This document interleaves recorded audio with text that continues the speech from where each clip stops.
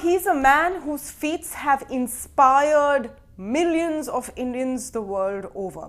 Our very own Grandmaster, a world champion, Vishwanathan Anand, and today I have the opportunity to speak to him at a time when he has turned author as well with his new book, Mind Master. Anand, thank you so much for speaking with us on ET Now today. Let me dive right in and get to the book, why you felt the need to write it and what that process really means for you. I have dabbled in this writing an autobiography for a while now, and but there are many things, at the end something or the other would go wrong and the book didn't happen. Then 2 years ago with Hatchet, we came up with this idea to use the 50th birthday as a very convenient natural deadline, and this time it worked. So we finished the book in time, and it's a big relief to have it out. It is not an autobiography. It's more, we took a different structure. I take a lot of the moments that were most significant to me, or I felt that I really wanted to talk to other people about, discuss them, and then talk about what is it I learned from those moments or why they meant so much to me. So, really life lessons, but clearly there's a huge part of my story there as well. And I believe that now also it is in a way the right moment to look back. So that was helpful. Why do you think it's the right moment to look back? Happy 50th, by the way, and it seems like you work well to deadlines. But is this sort of a recap of your most, high points or glorious moments? What is it that you see ahead for yourself as well? So I say the right moment to look back because clearly if this book had happened 10 years ago, I was still playing World Championship matches. There might have been one or two more stories to tell. It's not like I'm still playing actively and I'm still competing, so I hope to have good results. But I feel that many of the significant highlights have happened and I could get them all in the book. And I also believe that I was more open now, that I got to the stage where I just felt comfortable telling my story, not holding back, and being happy to set the record straight on many things. So in that sense, yes, I'm able to look back with a lot of perspective, talk about what it is I learned, and share that. So what was the toughest moment to sort of pen down, which you thought about, should I put this out in the public eye? There are a lot of interesting anecdotes, and you've talked about, defeats, blocks that you've reached. But what was that one tough moment that you thought about, should I put it in the book or not? It isn't so much a tough moment. I mean, I can say that I've put the hard ones and the nice ones in. I haven't left anything out, what was most significant. And I didn't hold back on anything. But the way I phrased it might have, there are ways of phrasing it that I did not feel were appropriate for a book. For example? Nonetheless, For example? Well, no, I simply state things in a more measured way. So I talk about our rivalry. I hint that our feelings at some point might have gotten ahead of each other, but there's no need to get graphic about it. I would say that. But my most painful defeats, my most happy moments, it's all in there, and I could speak now because enough time has passed that they're no longer painful, and I can even defeats that bothered me horribly then I could talk about. So I can't think of anything I've actually left out that I wanted to say. One excerpt I read actually was about how your father sort of challenged that you'd never be world champion, and you didn't take it to heart because he was just ribbing you. But just give me your insights to what it really takes to move from being a pretty good player or good at what you do, and this is a lesson for everyone listening, and go to the next level, because you talk about those blocks you faced as well. What are the biggest lessons you can impart from that? So this is a very nice story about my father ribbing me, and I mention it because and I say that my own attitude to it was, he's just doing the Indian father, pushing his child a bit, and that was all it is. But my Spanish friends, Nieves and Morris, they were really almost angry at this, and it's really to show how much they cared that I put the story in, because otherwise it wasn't important. So I mentioned that I played my matches in 1991 and 95, and then again in 98. So these 3 candidate and / world championship matches, and it suddenly hit me one day that I had come as close to winning as I could without actually winning. There was no real scope left for improvement. That didn't mean actually winning the world championship. And I also understood that now you either do it or you don't. There's no credit left in going and doing well. The second thing is, up until this stage and all through my youth, improvement for me was simply linear. You learn something new, and because you're still growing and changing as a chess player, you learn something new, you get to the next stage, you learn something new, you get to the next stage. Yeah. But I'd hit the stage where I had to close the deal. I had to finish it and win the championship, or it didn't matter.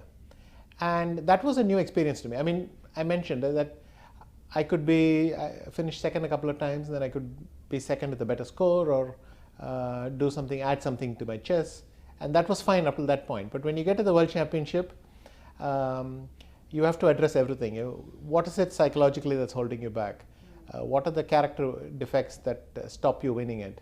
What are the mental blocks that you can't overcome? Is a lot of it mental more than talent? Is it your state of mind at that point? Or who's in a better place mentally between the two? Or is it always that the most skillful player wins? It's always a contest between these two. So when you start playing chess, you will still lose the game partly mentally, but the mental aspect is a very small percentage of what happens. Because when I'm playing someone who's technically way inferior, I'm going to win the game even if I'm not in the right attitude, I'm bored. I think because the technical gap is too big. But the closer you get to the world championship, the closer you're getting to people with whom the technical gap doesn't exist. You may have different specialities, but the technical gap doesn't exist. So at those moments, it's entirely being lost in your head. If you lose, something went wrong in your thought processes, you were not able to hold your nerve long enough, you weakened at the end, slackened at the end, something. But by the time you get to the world championship, and this is true also on the way, that the mental aspect is increasing in importance relative to the technical side, because you're meeting your peers more and more often. So yes, nowadays I feel that when I lose a game, something went wrong, and this is in the way that I'm thinking. Usually the moment, sometimes even when I make the mistake, 1 second later I can see why it's wrong.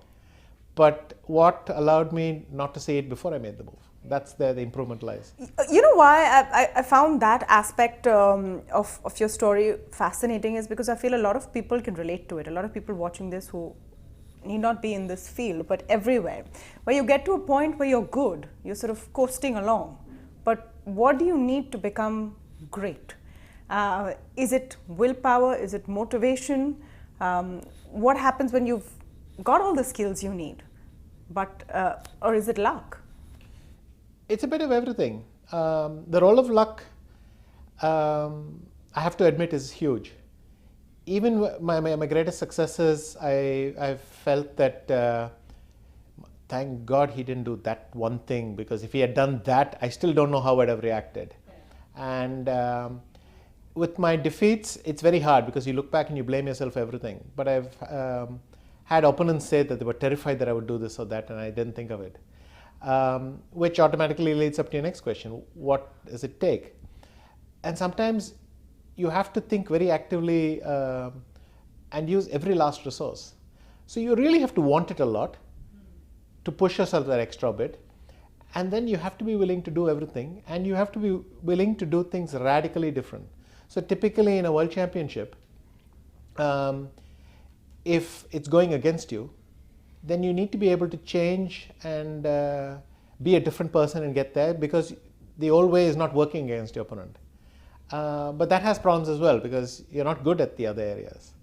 But sometimes when you want something badly enough, you will be able to surprise yourself as well. So it's a combination of being willing to do things that, get really out of your comfort zone, take unacceptable levels of risk, but you do it because the need of the hour, and still keep some balance and perspective and pull it off. Sometimes, I would say, put it this way, sometimes you'll do things that you think, well, I'm not going to be able to repeat this, but now because I wanted it so bad and I was desperate enough, I managed to pull it off once, even though I hadn't thought about it before. It's literally the feeling you have when you do this once. So you're saying you visualize your opponent and you create a situation which will make you comfortable when it comes to, D-Day. I'm trying to liken it to, again, a strategy, a business strategy, or, some kind of a battle that you have to win. So the message is be prepared, right? Be prepared for any eventuality. Right. Yes. Essentially what we're trying to do in chess, most chess players are incredibly good at home when you're not under pressure to make the right move, when there's no clock ticking and your moves don't have consequences. But also when there isn't a real opponent sitting opposite you. I mean, you can feel the fact that your opponent wants to deny you the point that you want to take. And so if your visualization fails to take that into account, then you're missing the emotional tension that you would face there. I can very easily remember some of my opponents. So when I was playing Kasparov or Kramnik, or who gave you the most nightmares? It isn't that they give you nightmares. It's just that when you see them there, you can get angry. And so when you're training at home, you have to be able to try to visualize that. So I mentioned the absurd lengths I go to avoid people. I remember when I played my World Championship in Mexico, I knew that what I don't like when a tournament is happening is that people tell me, oh, now it's in the bag, you're going to win. This sort of stuff freaks me out, because almost like an omen that now it might go wrong. Don't jinx it, basically. Don't Correct. want to jinx it. So what I did was, before the last rest day, so there were only 3 rounds left, I stopped eating in the hotel, which I'd been doing for the rest of the tournament, because in the hotel the whole chess community is there. It's inevitable that sooner or later someone will cross over and do this. So we started hiding, running out of the hotel secretly and going to some private restaurant, eating there for a few days, because I thought, now my lead is so big that everyone expects me to win. This is the time when this sort of stuff will happen and I don't need it. There are opponents against whom I resist much better because I hate them.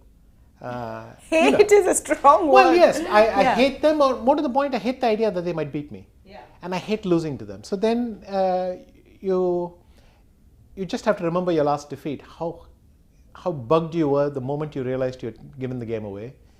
And then when you think about that in the morning, your work suddenly becomes a bit sharper. There's more focus, and you're more focused on the actual execution at the board than thinking in generalities. So when I play Karpov, I try to visualize how he'll, when he gets into the time control, he starts fidgeting and things, but how he's actually very good at that stage. Many times I've made the mistake of thinking now he's cracking. But while he looks like he's cracking, he isn't actually cracking. So once you face this 1 or 2 times, then you make a mental note and you think, I'm not going to be fooled by this again the next time he does this. And several times. Do you have any tricks like that fool your opponents? I don't think it's a trick. I think he becomes nervous and he starts fidgeting a bit like this. And he looks vulnerable at that point. But the point is, when he's thinking sharply, he starts doing that. And so it is often not a sign of vulnerability. Same thing with me. I mentioned how my nails disappeared during tournaments. Because at some point, I can't even stop biting them. And I may not even realize I'm doing it. And these are all signs that your opponents can read. So you have to be careful about it. I have hundreds of instructions telling me at that moment, stop, try to get a grip on yourself, sit on your hands, go and make yourself some tea. And these are habits that I didn't have, that I developed, and now I wouldn't say second nature, but at least often enough I remember to do them. So these kinds of little corrections, because all you're trying to do is get yourself back to a state where you can think clearly and make a good move. I read a piece recently talking about how people who play chess professionally, chess champions, go through so much rigor physically as well, not just emotionally, that sometimes they lose tons of weight during tournaments. They, it's physically very strenuous on the body, and that's something that not everyone knows. It seems that the two people just sitting and making moves, but it's sedentary.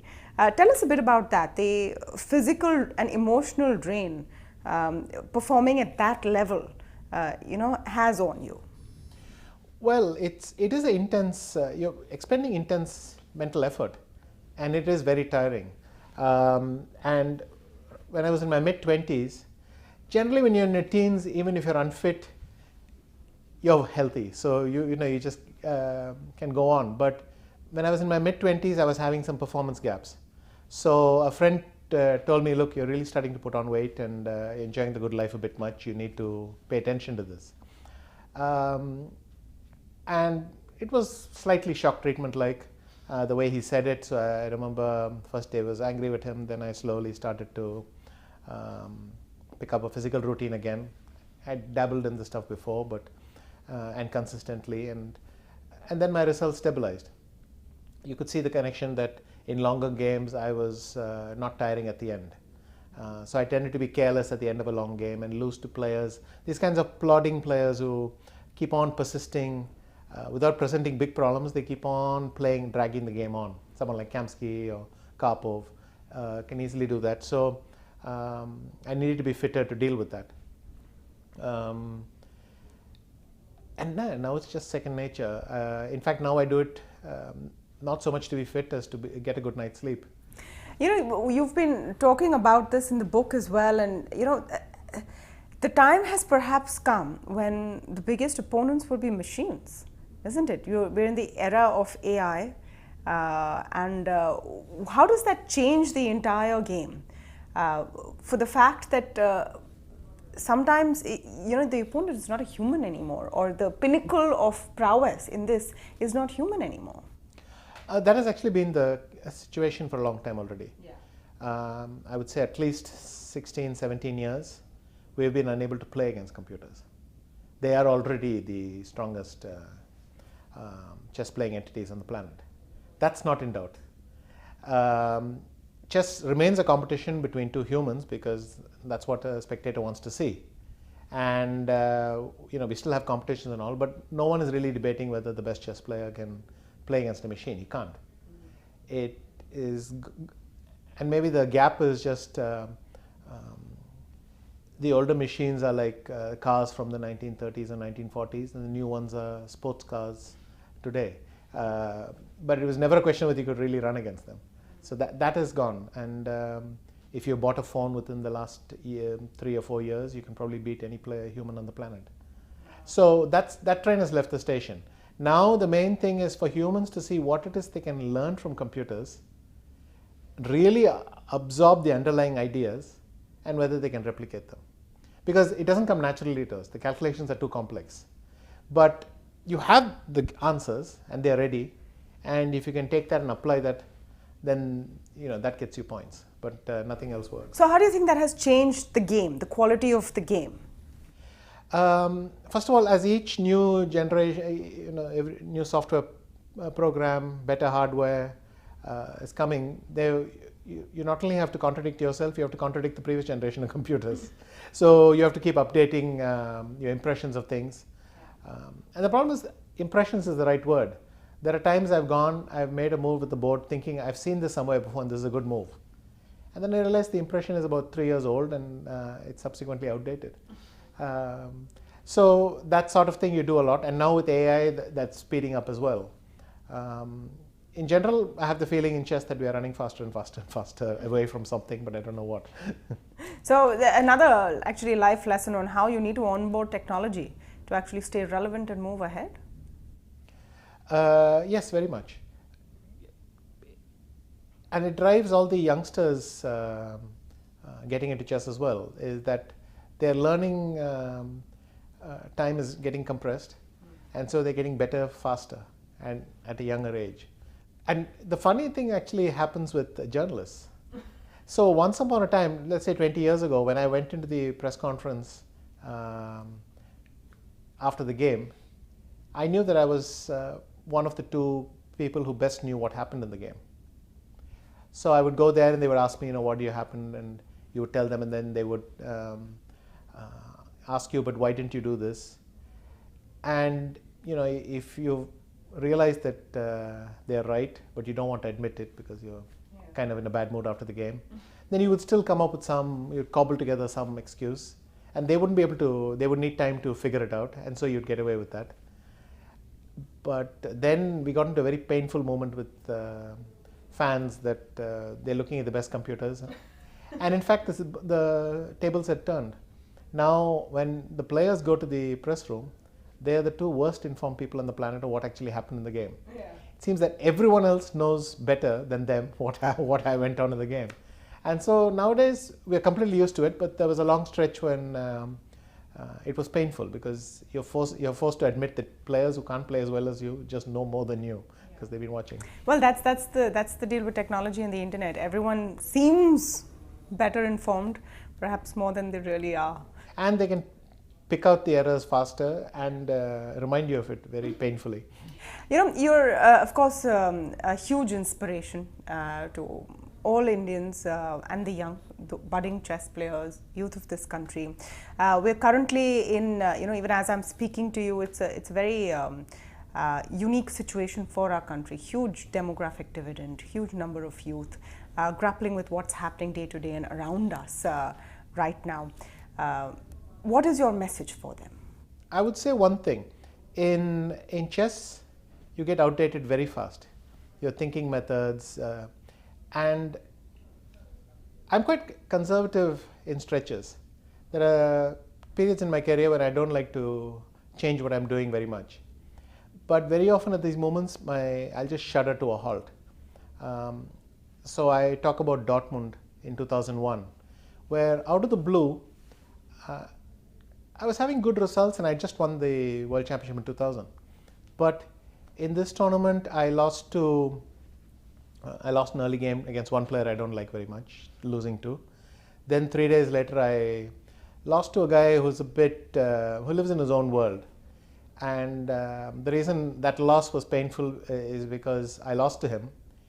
And instead of being gracious about it, he said, "This is an excellent present from you on my birthday." And I mean, my expression when I left the room was priceless. I just thought, I'm going to kill this guy one day. And luckily, when I won the World Championship many years later, I actually beat him. But anyway. Are you a poor loser? I hate losing. I think everyone hates it. And in fact, I would say I'm getting worse at it because now I'm really screaming when I get back to the room. But people may not know that because I'm also reasonably good at having a grip on myself till I get to the room. But inside I hate everything, and nowadays I can't even hide it very much. I snap at press conferences, I breeze out of the room, and I can only fake civility for a point, but I can't go beyond that. All right, so hopefully you've not had to fake civility in this interview and you've enjoyed it. But let me come back to the question I asked you, because I think it's important that you have a message for those who are watching today.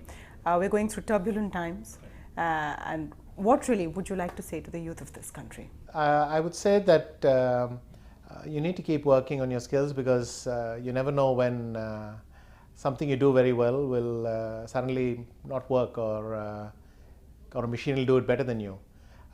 If you're constantly working with the machine and with modern, not only the machine, modern methods, modern technologies, everything. So the method is as important as the technology. The way you work, that is a very human skill that you can bring to the table. And if you do that, then your life will be turbulent, will still be turbulent, but at least it won't be unpleasant.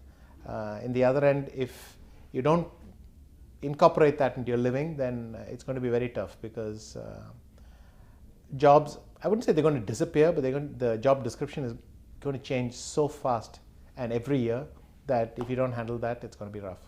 Absolutely. Great advice there coming from the Grandmaster himself. Thank you so much, Vishwanathan Anand, for speaking with us today. Thank you.